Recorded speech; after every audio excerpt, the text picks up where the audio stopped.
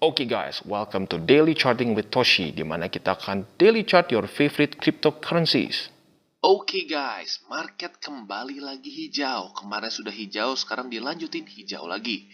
Kemarin gue bahas itu nyaris 2 triliun US dollar ya semua crypto market. Sekarang crypto market mencapai 2,09 triliun US dollar ya, naik 9,10%. Which is good, really good. Bitcoin sekarang di 47.000 dolaran, kemarin sampai kalau nggak salah nyaris 48.000. Dalam 7 hari terakhir naik 11,56%, 24 jam terakhir naik 9,33%. Ethereum, buat yang kalian ingat, baru 3 hari lalu lah mungkin, 2 hari atau 3 hari lalu. Ethereum itu ada di harga 2.800-an. Sekarang ada di 3.200. Cardano, kemarin tuh sempat sub 2 dolar, sekarang 2 dolar lebih 21 sen. Dan terus yang lain-lainnya juga. Jadi bisa dibilang semua naik. Dan congrats buat kalian yang yang hodl, yang diamond hands gitu ya. Karena cukup banyak orang yang panic selling ya kalau gue lihat ya. Wah, soalnya kelihatan kalau orang panic selling tuh ngomongnya beda. Wah, ini Bitcoin akan hancur lah. Kok berapa belas ribu udah gue mikir 14 ribu gimana caranya 11 ribu ya. Cuman ya, baik lagi. Congrats buat kalian yang diamond hands. Nah, sekarang pertanyaannya mungkin apakah ini akan sustainable? Soalnya banyak yang bilang, iya sekarang ngepam, nanti besok juga ngedam lagi. Yang pertama, kita harus define dulu, ngedam itu berapa persen. Menurut gua pribadi, kalau dia turun sampai belasan persen gitu ya, bahkan sampai ya si line-nya mungkin di 15% lah. Kalau sampai 15%, menurut gua bukan dump ya. Dump itu di otak gua tuh berapa sih? 20, 30, 40% gitu. Itu dump gitu. Karena kenapa ya? Emang gue kelas jadul sih. Gue kelas 2016. Jadi dump itu bisa sampai 80% gitu loh ya. Jadi kalau gue ngelihat cuma belasan persen orang udah panik tuh gue sedikit bingung gitu kadang-kadang ya. Karena guys, we're in crypto markets gitu. It's supposed to be volatile gitu ya. Nah, kemarin gue bikin polling mengenai September yang kurang ceria itu ya. Dan kita bisa lihat, gue nanya nih, ada yang pada serok nggak? Atau nggak serok? Atau bahkan ada yang cut loss? Kalau kita lihat 66% kalian serok dan harga diskon. Benar ya. Jelas serok dong bang, kan harga diskon gitu ya. Congrats buat kalian yang serok. Lalu yang nggak serok ya nggak apa-apa. Kita belajar sama-sama ya. Kita belajar sama-sama nanti pelan-pelan kita bisa tahu kapan waktunya serok, kapan waktunya skip. Lalu ada yang cut loss ya, sayang sekali cut loss ya. Tapi nggak apa-apa. Yang penting kita belajar. Kita ingat rasanya waktu kita cut loss dan naik lagi. Jadikan itu memori di otak kita gitu ya, supaya kita nggak gampang cut loss lagi. Oke, nah sekarang sudah masuk ke Oktober nih. Ada beberapa yang bertanya, ya dump lagi nggak? Dump lagi nggak?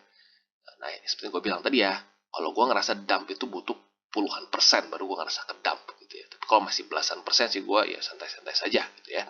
Tapi kita mau lihat sekarang, itu kan kita ngomongin retail nih. Sekarang kita harus ngomongin smart money-nya atau investor institusionalnya. Seperti apa sih? Ternyata ada satu bisa dibilang eh, satu studi lah yang dilakukan oleh Fidelity Digital Assets. Nah, Fidelity Digital Asset ini adalah perpanjangan tangan dari Fidelity Investment yang memanage aset sebesar 4,2 triliun US dollar. Terakhir nih data di Juni 2021. Jadi ini adalah salah satu investment bisa dibilang salah satu financial services company terbesar di dunia. Kalau nggak salah ini keempat atau kelima terbesar di dunia ya. Dihitung dari aset yang di manage 4,2 triliun US dollar. Besar banget. Nah, sekarang kita lihat datanya. Ini September 2001 ya.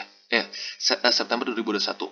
Di mana mereka melihat mereka mencari data dari 1.100 responden.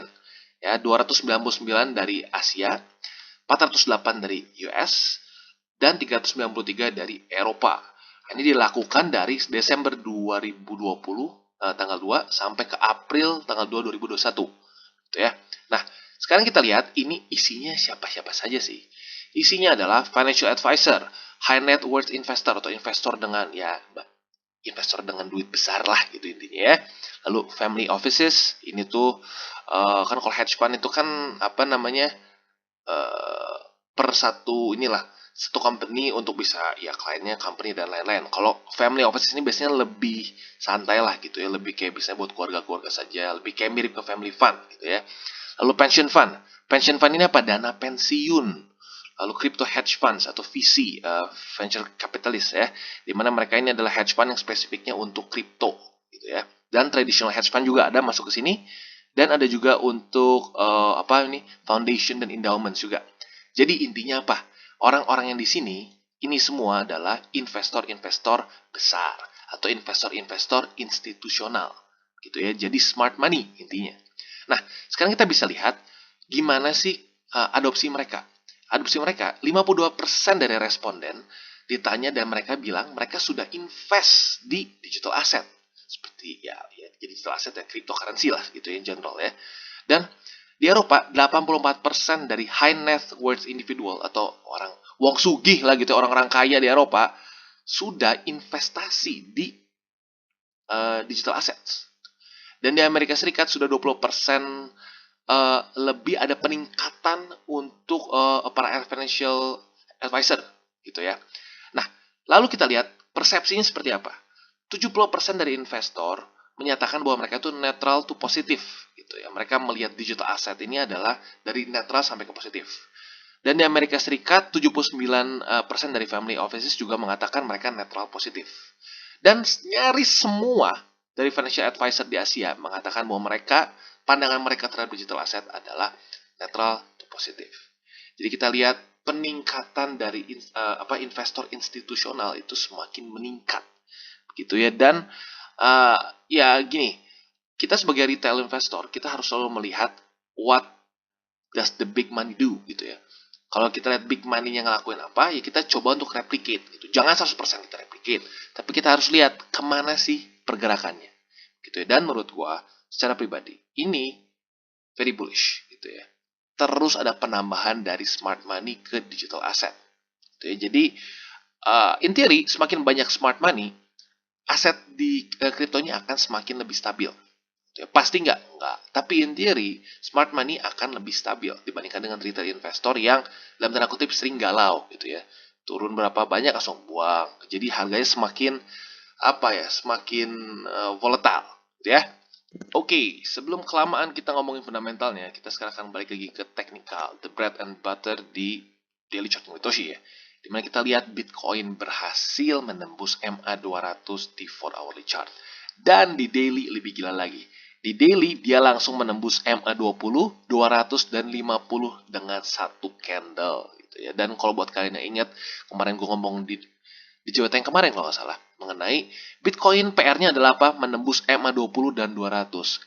Ternyata memang Bitcoin ini murid yang teladan ya. Jadi bukan cuma PR-nya dikerjain sampai 200 dan 20, 50 juga ditebas gitu ya. Nah, kalau seperti ini bisa dibilang bagus nggak? Lebih bagus nggak? Oh iya, ya, tentunya lebih bagus ya. Berarti 50-nya sekarang sudah bisa menjadi support. Kalau sebelumnya gue berpikir ya 50-nya bisa menjadi resisten selanjutnya. Tapi dengan seperti ini, Bitcoin, kita bisa berharap bahwa si 50 ini bisa menjadi support untuk Bitcoin sekarang ya.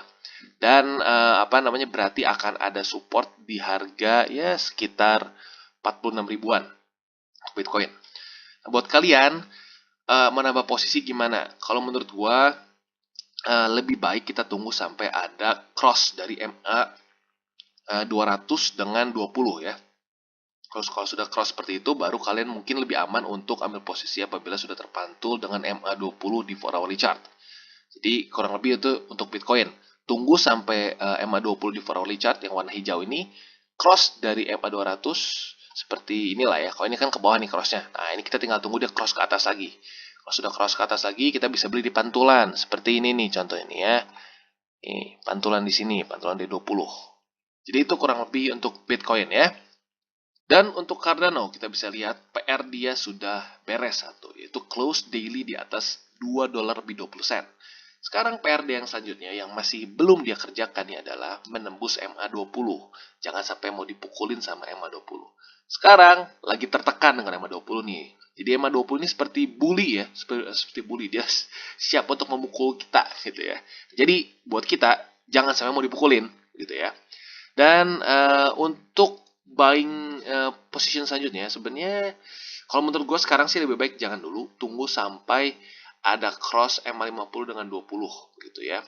Dan yang lebih aman lagi kalau mau lebih konservatif lagi, tunggu sampai 20-nya ketembus gitu ya. 20-nya ketembus, kita baru bolehlah berpikir lagi untuk nambah posisi di Cardano. Oke, jadi Cardano cukup simpel ya. PR dia adalah menembus atau daily close di atas EMA20. Ya, berarti ya kalau bisa sih dia 2,3 lah. $2 lebih 30 sen. Oke, dan untuk Coty ini cukup berbeda dibandingkan dengan price action yang lain ya, di mana Bitcoin, Ethereum, ADA semua naik ke pump. Coty malah kemarin close-nya quite bearish ya, di mana dia open di 0,62 sen, tapi dia close di 0,57, berarti penurunan yang lumayan gitu ya. Nah, turun sekitarnya nggak ekstrim besar sih, turunnya ya nyaris 7%. Oke ya. Nah, kenapa bisa seperti ini? Karena balik lagi, menurut gua dia masih terlalu jauh dengan EMA20. Sekarang sudah semakin dekat, tapi tetaplah masih lumayan, yaitu sekarang di 24%. Nah, mungkin ada yang bertanya, kenapa sih bang? Udah hajar aja beli sini. Emang resikonya apa? Resikonya adalah, kalau dia turun ke EMA20, berarti ya lu drawdown-nya minus 20 something persen. Gitu ya. Dan menurut gua secara risk reward, nggak terlalu menguntungkan. Nah, sekarang yang jadi pertanyaan adalah satu, apakah si support dari Fibo ini akan cukup kuat untuk menunggu supaya harga ya konsolidasi dari sini, atau dia malah tembus ke bawah dan mendekati EMA20 langsung? Nah, itu menjadi pertanyaan. Karena bisa saja ada dua nih skenario-nya. Yang pertama, dia tembus langsung mendekati EMA20 dan terpantul lagi, atau di sini dia konsolidasi. Jadi movement-nya seperti ini price-nya. Naik turun, naik turun, naik turun, naik turun. Sampai dijemput oleh EMA20 dan baru dia naik lagi. Set, itu sering kali terjadi. Gitu ya. Jadi antara dua itu. Jadi buat gua sekarang lebih baik kita wait and see si MA20 di daily ya. Jadi kunci untuk Coty menunggu di MA20 daily ya. Oke, dan selanjutnya Avalanche. Ini juga bisa dibilang menjadi contoh yang cukup jelas ya, bahwa MA20 ini biasa berperan cukup besar di daily ya. Di daily cukup besar untuk menjadi support. Dimana kita lihat lagi-lagi daily MA20 di Avalanche menjadi support. Gitu ya. Kita bisa lihat ini close lagi di atas dari MA20. Jadi pertanyaannya adalah apakah sekarang Avalanche siap untuk naik ke atas gitu ya? Karena kita lihat di 4 hourly chart dia sudah mulai daerah ini ya, konsolidasinya lumayan lama juga di sini ya. Dan kalau kita lihat juga dia secara price movement bisa saja riding the upper band karena Bollinger sudah mulai mengecil ya. Dia upper bandnya dan lower bandnya sudah mulai menciut gitu. Jadi kondisi terbaik adalah apabila dia berhasil nembus 50 dan juga menembus upper band di sini gitu ya. Jadi dia close-nya bentuknya gimana ya? Ini deh. Bentuknya gini, mungkin seperti ini. Set. Close that. Wah, di atas ini pet gitu ya. Pum. Di atas keluar dari Bollinger Band dan menembus M50. Itu bisa ada potensi untuk dia riding the upper band dan lanjut ke atas. Dan itu bisa dibilang cukup sesuai dengan di daily-nya juga, di mana 20 ini kita bisa lihat adalah support yang lumayan kuat untuk Avalanche ya. Jadi buat kalian yang ingin nambah posisi ya boleh dalam bentuk seperti itu ya kurang lebih. Kalau terjadi kemungkinan riding the upper band gitu. Oke, dan untuk Solana, ternyata akhirnya Solana berhasil breakout dari price range yang cukup menyebalkan ya, cukup lama. Kalau nggak salah gue hitung tadi sekitar 10 hari Solana di daerah sini-sini saja ya. Nah, dia berhasil tembus MA200 dan juga berhasil tembus dari resisten yang dua di sini ya. Kita bisa lihat bahwa Solana sekarang sedang koreksi gitu ya. Jadi normal guys untuk aset untuk naik dan lalu ada koreksi. Nggak bagus justru kalau dia nggak ada koreksi sama sekali.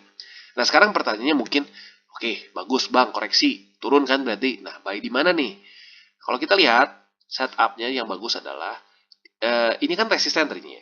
Gue sering bilang resisten itu seringkali berubah menjadi support, gitu ya. Resisten becomes support. Nah kita beli di mana? Kalau gue pribadi gue akan beli Solana apabila dia price-nya seperti ini. Dia movement seperti ini dan dia mantul di sini. Pum. Gue akan beli saat dia mantul di sini. Jadi kurang lebih seperti itu setupnya. Dan ini bisa untuk long term maupun short term. Kalau kalian mau main short term, bisa saja. Short term gue saranin TP bisa antara di dua tempat ya. Antara di sini nih. Di harga sekitar 169. Karena ya ini local top sebelumnya gitu ya. Kalau dia berhasil tembus lagi, berarti ya lebih bagus lagi di sini. Nah, daerah sinilah boleh nih. Daerah amannya di sinilah konservatifnya ya. Di sinilah konservatifnya. Di 189-an. gitu ya. Atau 190 boleh juga.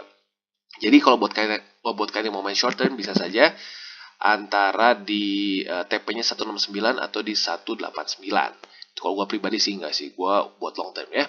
Jadi ingat ya, sekali lagi ini bukan financial advice, ini semua sifatnya edukasi dan jangan lupa untuk manage your risk ya. Oke, dan selanjutnya kita bisa lihat ini adalah BNB. Sudah cukup lama juga gue nggak bahas, tapi ada beberapa yang request. Dan menurut gue ini price movement yang bagus dari Binance ya, dimana kita bisa lihat di daily kemarin dia berhasil close di atas MA 200 dan menjadikan MA 20 ini support ya. Dan kita bisa lihat juga bahwa sekarang yang menjadi resisten adalah MA 50. Dengan jelas sekali dia bereaksi ya di sini ya. Nah sekarang untuk short termnya PR dari Binance adalah ya obviously nembus MA 50 begitu ya. Jangan sampai 50 ini menjadi resisten. Tadinya ini gue pikir nih akan mirip-mirip seperti ini kasusnya si Bitcoin, tapi enggak, Bitcoin hajar nembus sampai MA 50 gitu ya. Nah, kalau kita mau beli Binance dalam ya sekarang gitu ya. Kalau gue pribadi sih gue tunggu dulu. Kenapa?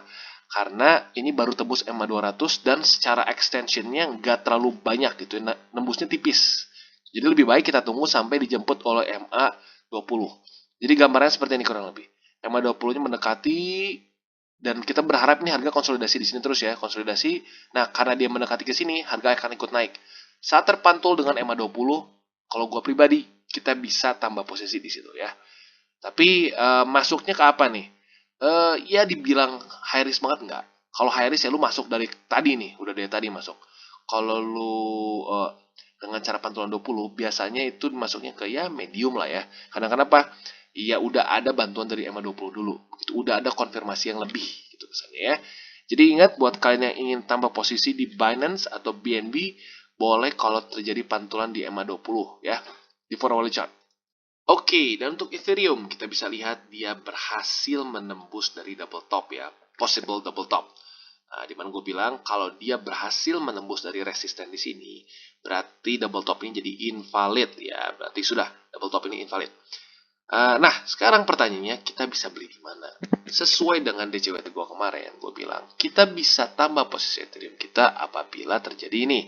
Dia sudah menembus nih, dan sesuai juga dengan dugaan gue, dia tertahan dengan MA 200 di sini ya. Nah ini ya, the beauty of technical analysis gitu ya. Jadi ini nggak random numbers, nggak random lines, ini ada maksudnya semua ya. Jadi seperti ini. Kalau gue pribadi akan buy apabila Ethereum turun di sini dan dia mantul di daerah sini. Loh bang, ini kan tadinya resisten, kok jadi support? Ya itu dia, gue udah bilang berkali-kali. Technical analysis itu seringkali yang tadinya resisten menjadi support. Dan yang tadinya support bisa menjadi resisten. Atau gini kesan, dalam perang, lu kawan bisa jadi lawan. Dan lawan pun bisa jadi kawan ujung-ujungnya. Gitu. Jadi kita harus fleksibel. Gitu. Sama kayak saat kita perang, harus fleksibel. Ya, jadi gue akan beli apabila terjadi pantulan di sini. Gitu ya. Terjadi pantulan di support yang tadinya resisten ini. Gitu ya. Dan PR-nya adalah yang pertama adalah jangan sampai MA 200 ini menjadi resisten yang cukup kuat. Kita harus nembus dari MA 200 dan lebih bagus lagi kalau kita masuk ke daerah si resisten Fibo ini yang warna merah. Gitu ya. Karena kita sudah berapa kali ya masuk ke daerah sini tapi terpantul turun terus.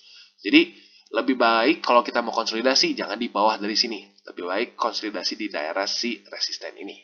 Oke, itu kurang lebih untuk Ethereum. Oke guys, sekian dari segmen Daily Charting with Toshi.